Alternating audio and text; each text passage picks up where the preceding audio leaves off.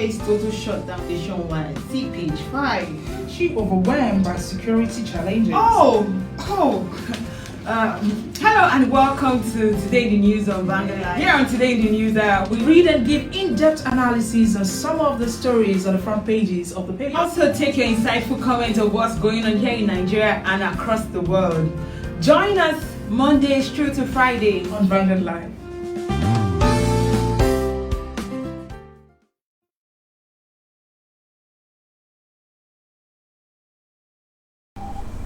Good morning and welcome to Today the News on Vanguard Live. My name is Zamlola Ogunshaki and I'm with my co-host Precious Tripoli. And of course we'll be discussing some of the stories on the front pages. And of course on the stories we have, the front pages, we have many interesting stories starting from that of the Apapa gridlock, federal government summers and all that. But the most surprising thing I saw this morning on the front page is that of 9.5 million Nigerian girls out of school.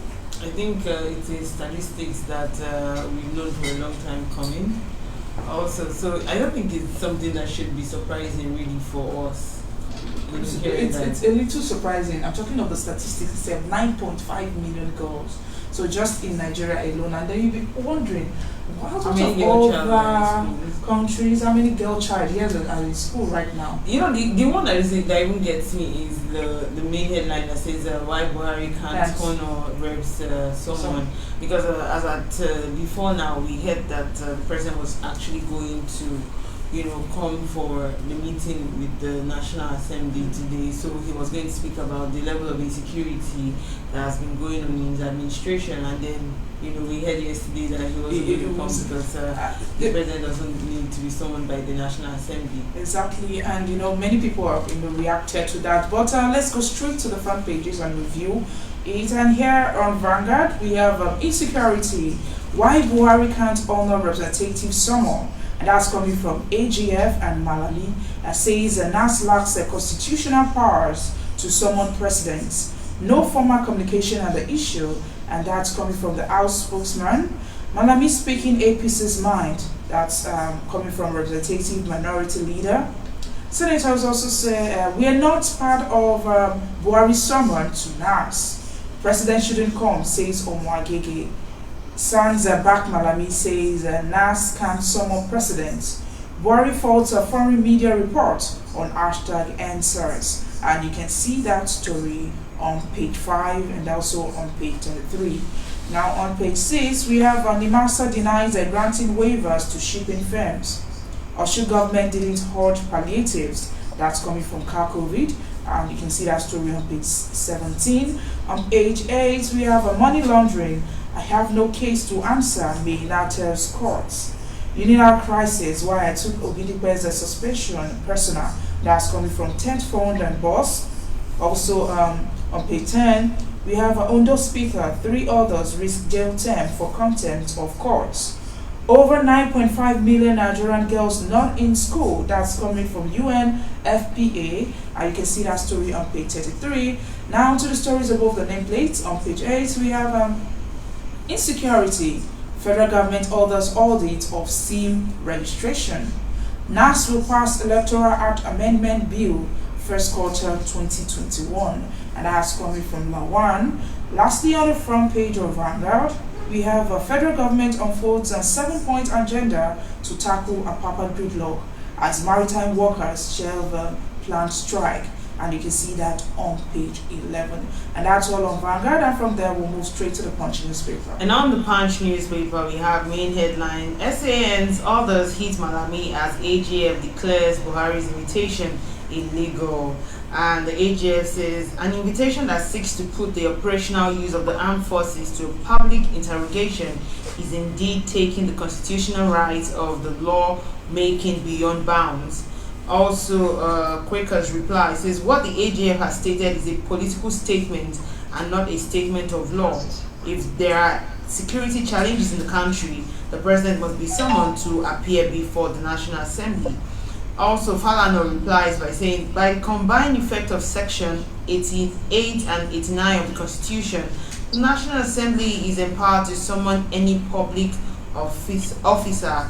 And stories above we have on page 19, 700 road projects currently ongoing, says the federal government.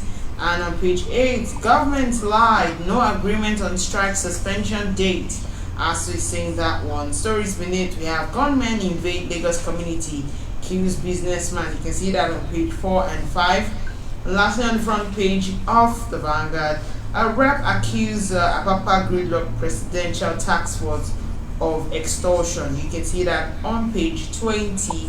And away from the Punch newspaper, move straight to the Nation. And on the front page of the Nation, we have senators. Malami opposed Buhari's invitation by representative.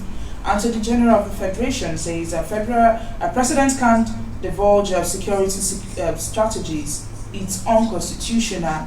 And here Malami says that the confidentiality of strategies employed by the President as the Commander-in-Chief of the Armed Forces is not open for public exposure. Also, our Representative Minority Caucus says the attempt to pressure Mr. President not to appear clearly shows that some highly placed political actors in the ruling party are placing politics. Omwagege says it is unconstitutional and an aberration for any arm of the National Assembly to summon President Muhammadu Buhari to appear before it. You can see the story on the front page. And here we also have Ohaneze, Master tackle Northern elders over remarks. You can see the story on page 8. New Electoral Act ready soon for Anambra Ekiti polls. Also, Osun hashtag NSAS activists disown fresh protest. Amotekun Corps arrest castle wrestlers in Ondo. Lastly, on the front page of the Nation, we have federal government's alt sale registration of new SIM cards. You can see this story on page 9. And from the Nation, we move straight to this day newspaper. And on this day, we have main headlines. Buhari makes U-turn, ignores houses, summon on constitutional grounds. The writer says AGF, lawmakers lack powers to invite president. Omo Agege backs Malami as minority caucus lawyers disagree. We are yet to be informed of president's change of mind, says legislator. And lastly, on the front page of this day newspaper, we have state eyes capital markets for funds to develop infrastructure. Edo to raise a 25 billion naira bond. And that's all we can take on this day newspaper. And that's all we can take on the front pages of the papers. So we're going to have a short break. And when we come back, our guest will be joining us to analyze some of the stories. Stay with us, we're back.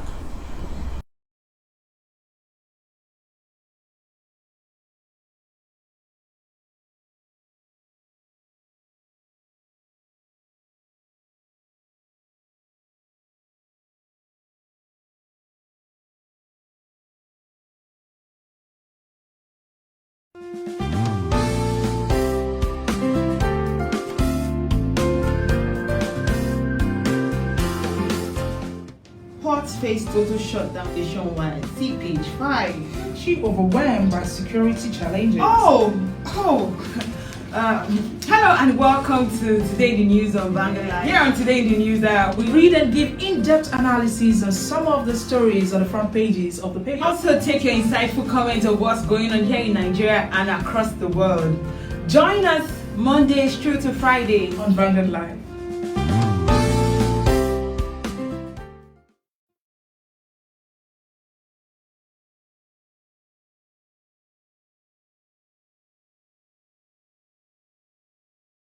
Alright, welcome back. If you're just joining us, this is Today in the News. My name is Damlala Obushaki. I'm with my co-host Precious Chukudi. And this is the analysis segment. And of course, we have a guest who is joining us, and he's in the person of Albert Dapo Gumusi. He's a lawyer and former editor of Nigerian Tribune. Good morning, sir.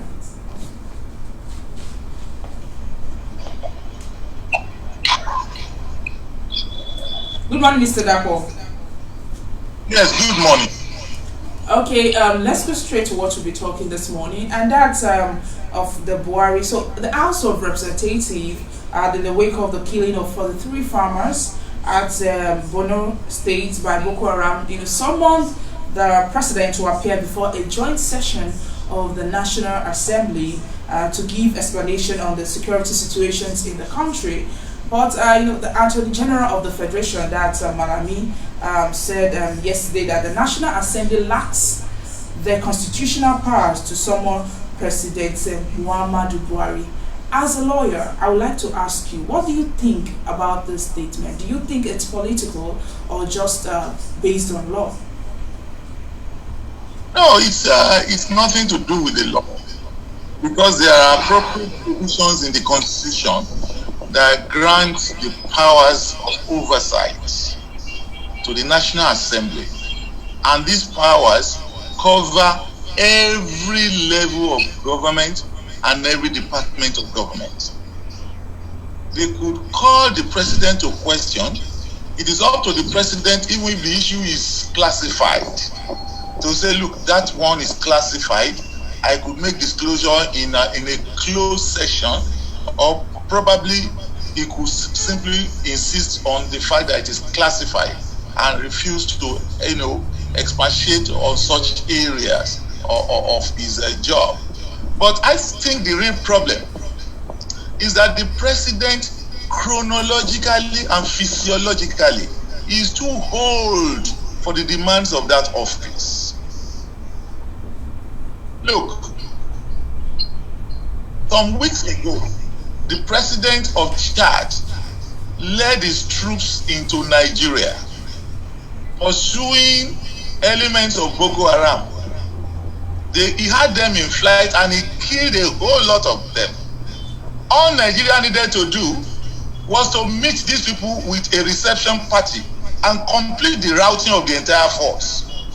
And that would have saved the entire region, that problem, probably permanently. But Nigeria did nothing. They allowed these people to melt into the Nigerian villages. And people are just wondering, why is everything like this? Why is it that common sense is no longer common to us? So the problem is deeper than that. I think the problem, the president is probably afraid that they will ask some embarrassing questions. That, look, are you really sure that your generals are on the side of the country? Because there are just too many things we cannot understand. They killed over 100 people because they were informed. Boko Haram was informed that some of these people were colluding with the army. How did they get that information? Who else could have given that kind of information except elements of the same army that they were held?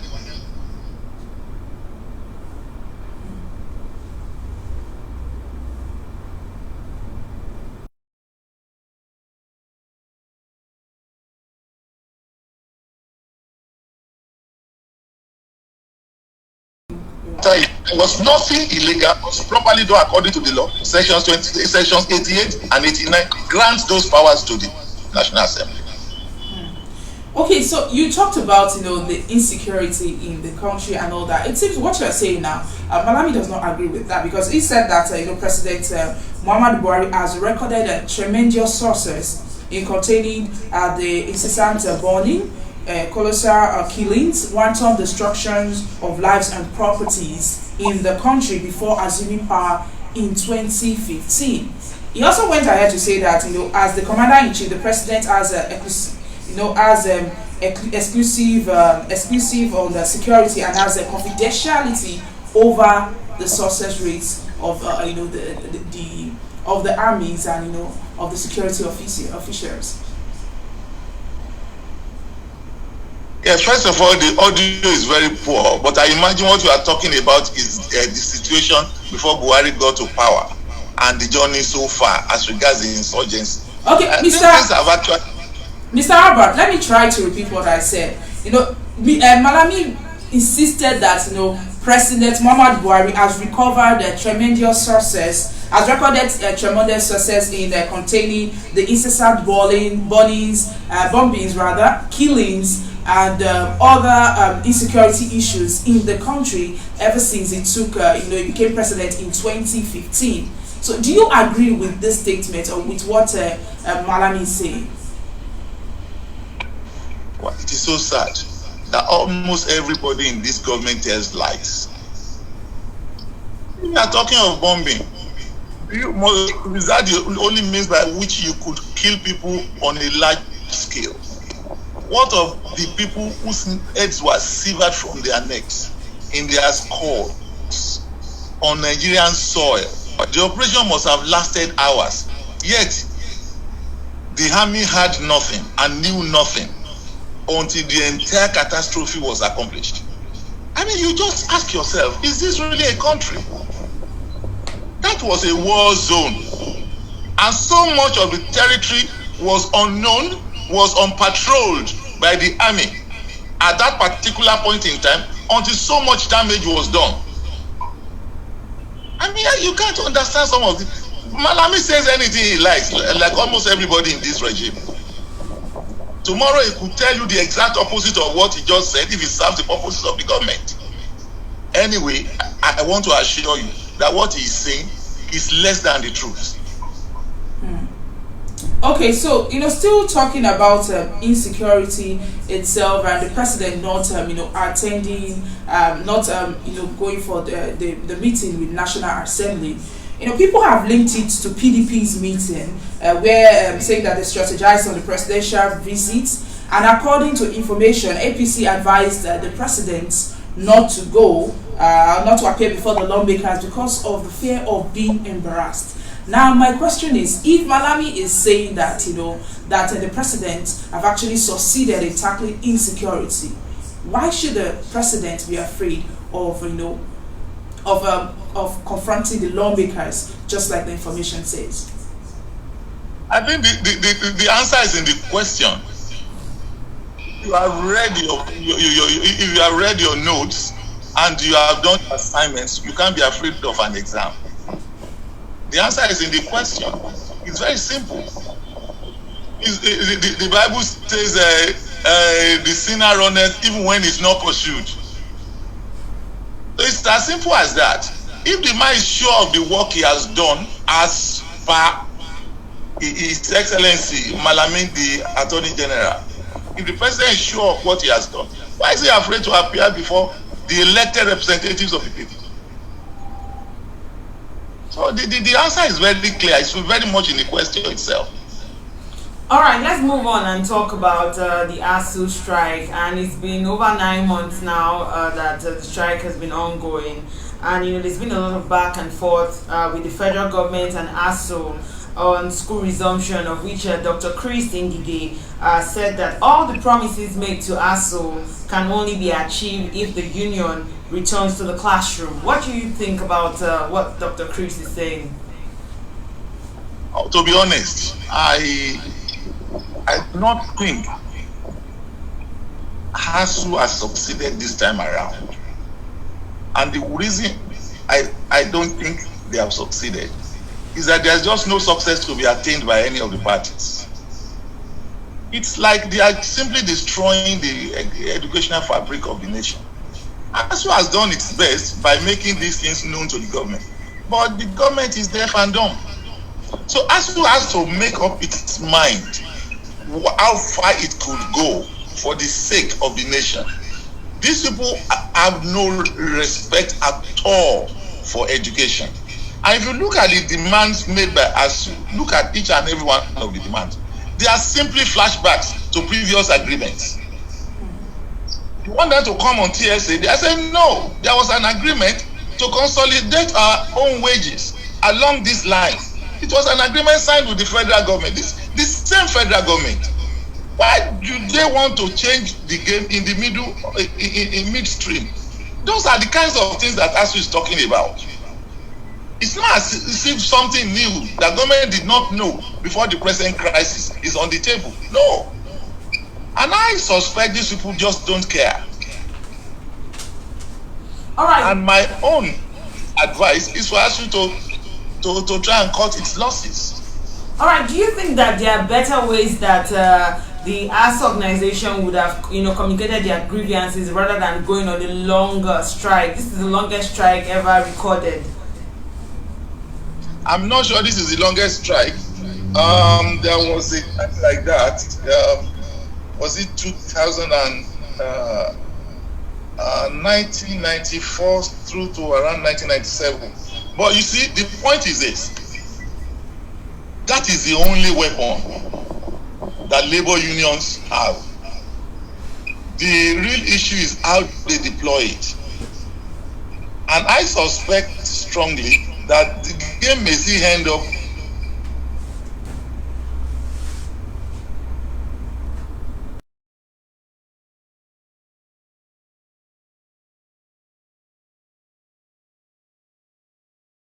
the consequences could be that they will introduce school fees on a commercial scale.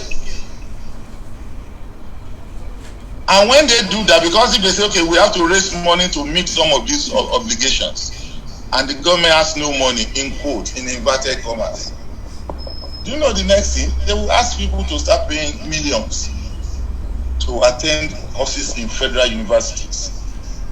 And then we will now be back at a point where there will be no victor, no vanquish.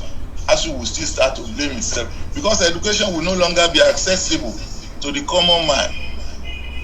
And that will be the ultimate target of the government. And I suspect strongly that is where the government actually wants to go. Okay, still talking about education, a United Nations Population Fund stated that 9.5 million girls aged between 10 and 17 are out of the schools in this country. So of course this rate is very alarming, and many Nigerians have been putting their comment and talking about it. But my question for you is that, as a country, this rate, these girls out of school, how will it affect us as a country? How will it affect us negatively? Well, let's start from here. How did they arrive at this figure? And I suspect they will be talking mostly about the states of the north, where it's actually a taboo to send girls to school. And you also have pockets of incidents in the south, to where maybe due to economic pressure, due to carelessness or intransigence on the part of the state government, you have dropouts. A good portion of them could be girls who probably take the advantage of their sex to try and make ends meet. I mean, we can't go to school, we can go and get married or things like that. But that figure may not be false. And if it is not false, it is tragic. It is tragic because it means we are now producing a new generation of mothers who have no education. Because these girls will eventually end up being somebody's mothers at one point or the other. And then our underdevelopment continues along that wavelength. It's a complete tragedy. What I just wonder is, how could we solve this kind of problem? Is there really a way out? Because up north, they don't even think along these lines. They are talking of girls dropout. What of even boys?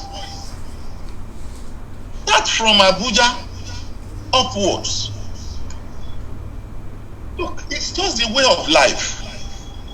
They have very scanty respect for Western education. At the age of 6, the boy is turned out of the home to become an almajiri. And when you see a woman holding a girl of around 6 or 7 years age in that cassock, that fodder, she's taking her to her husband. This tragedy has been from time immemorial. It continues, and we have no strategy at all to address it. Okay, do you think girl child education can help eradicate most of the problems that that we are experiencing in the society today, such as gender-based violence, HIV infections, teenage pregnancy, and a lot more? Yes, education is a critical tool to solve any problem. First portal towards addressing an issue is to try and understand it. And that is the tool that education gives you. So when girls are able to understand what the problem is, they are better equipped to solve the problem. Especially those problems, some of which are,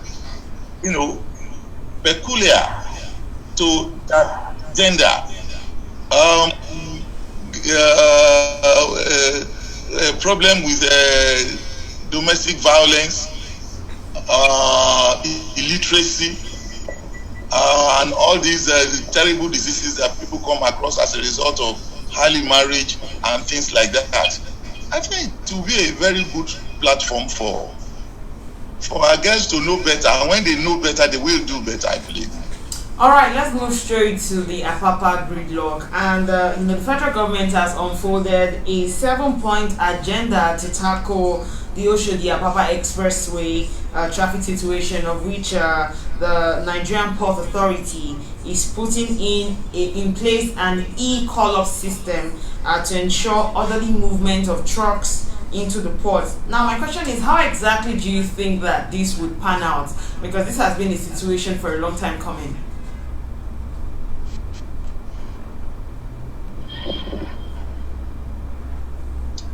Yeah. There's lots of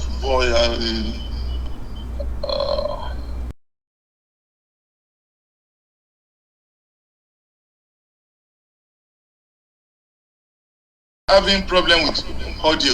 Yes, it's about the Apapa gridlock. Okay, let me just reiterate myself. I said the federal government has unfolded a 7-point agenda to tackle the Oshodi-Apapa Expressway traffic situation, of which the Nigerian Port Authority is putting in place an e-call-up system to ensure orderly movement of trucks into the port.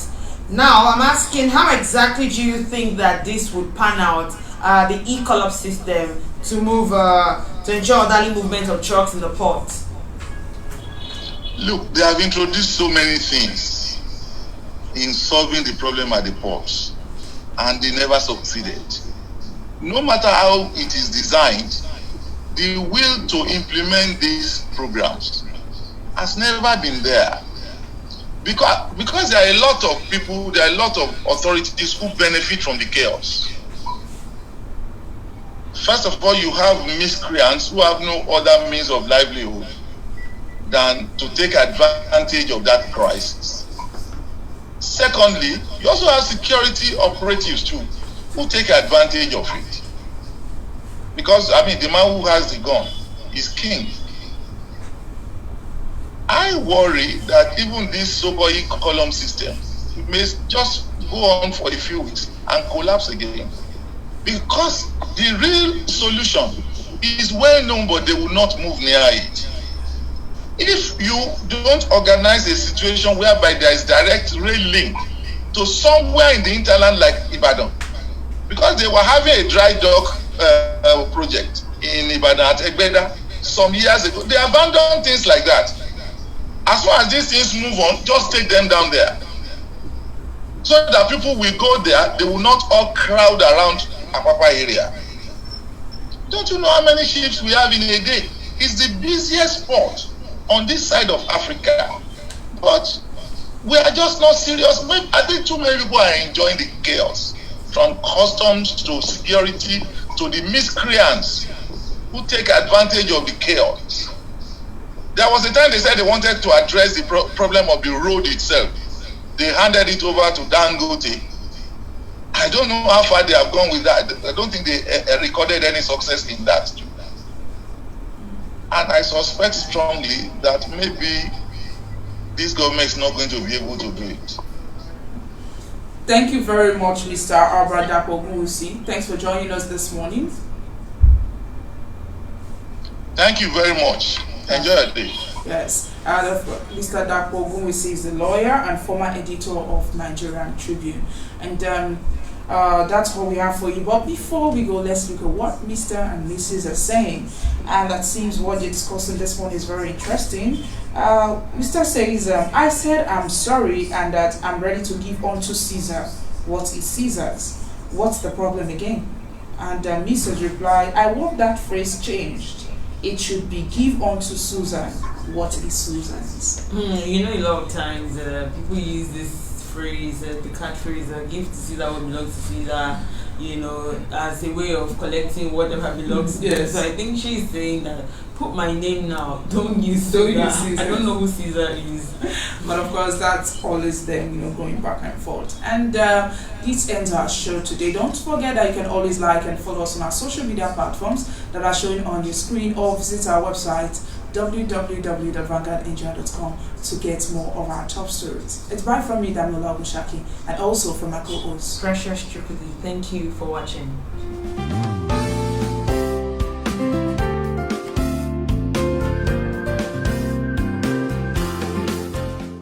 Ports face total shutdown nationwide. See page 5.